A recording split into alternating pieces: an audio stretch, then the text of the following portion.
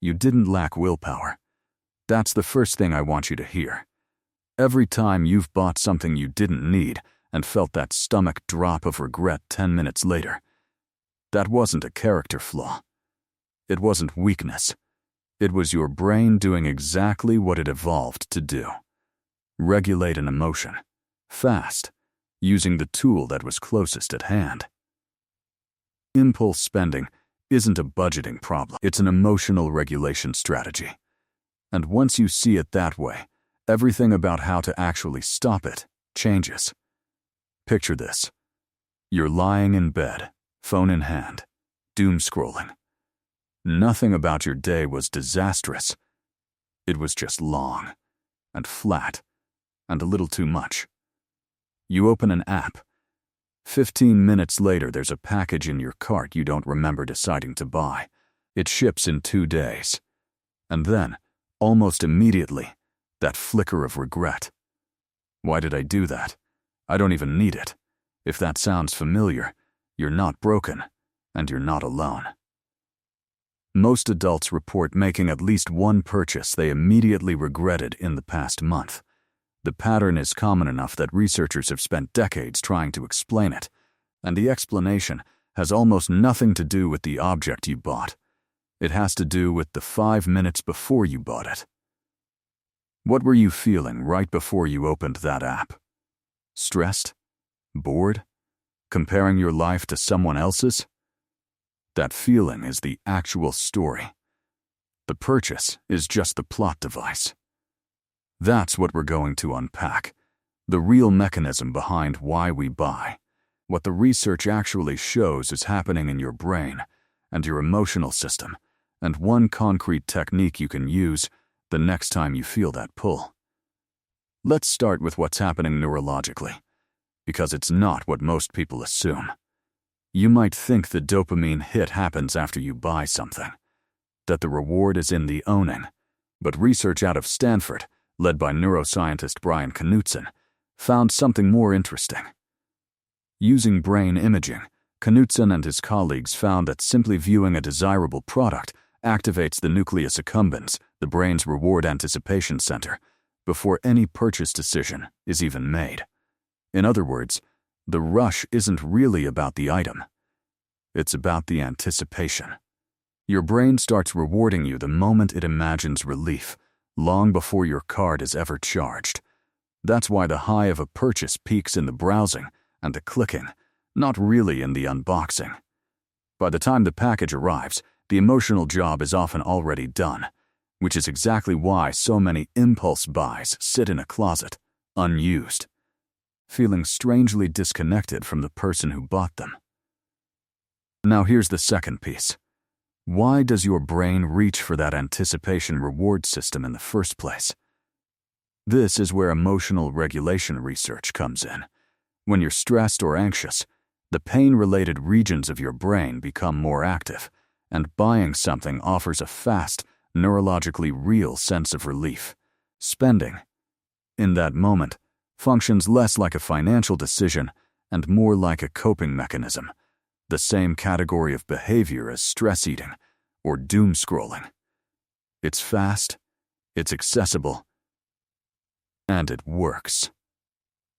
For about 15 minutes. And the emotional trigger shapes what you buy. Consumer psychology research has found that different emotions produce different purchasing patterns. Sadness tends to push people towards self-indulgent comfort purchases, while anxiety drives precautionary stockpiling, think just-in-case purchases.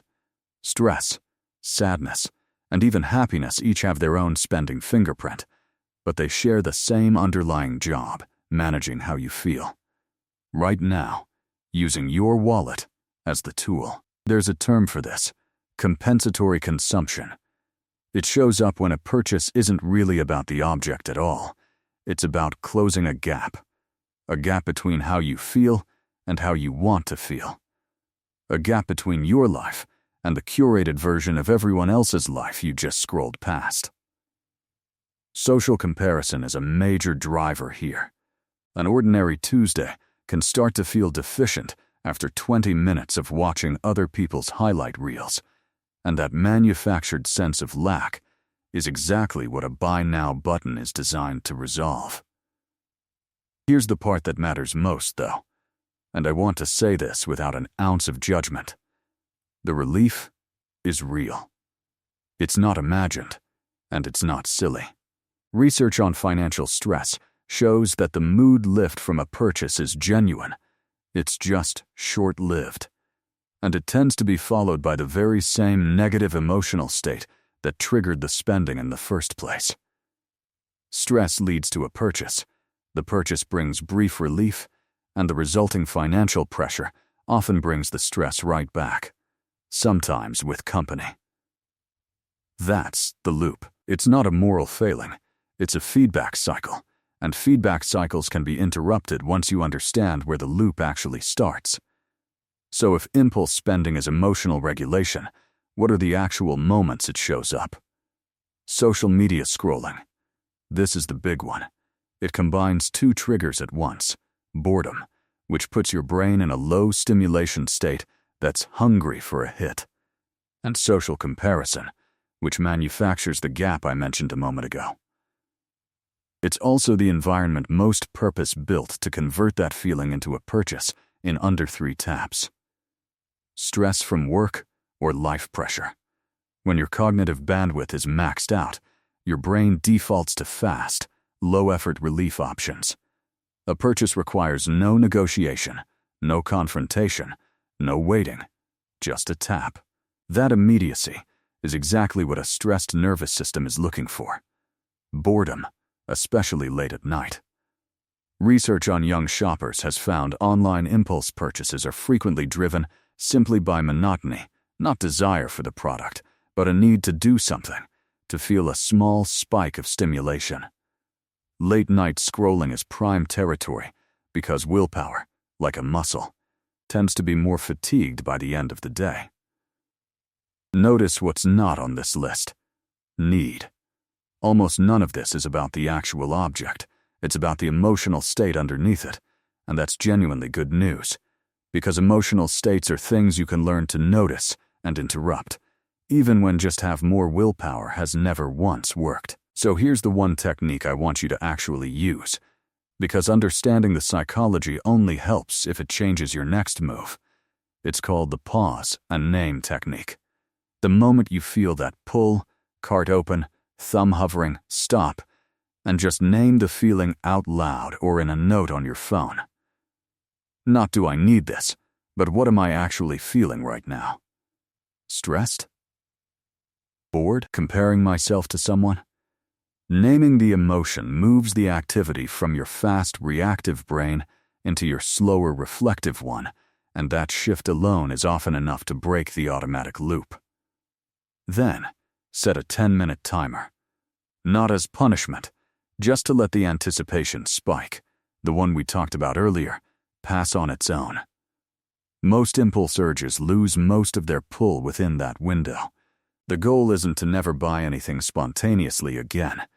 It's to make sure that when you do, it's actually your choice, not your nervous system making a decision on your behalf. If this reframe was useful, subscribe for more videos that dig into the psychology behind money habits, not just the spreadsheets. And in the comments, tell me, what's the emotion that usually shows up right before your impulse buys? I read every one.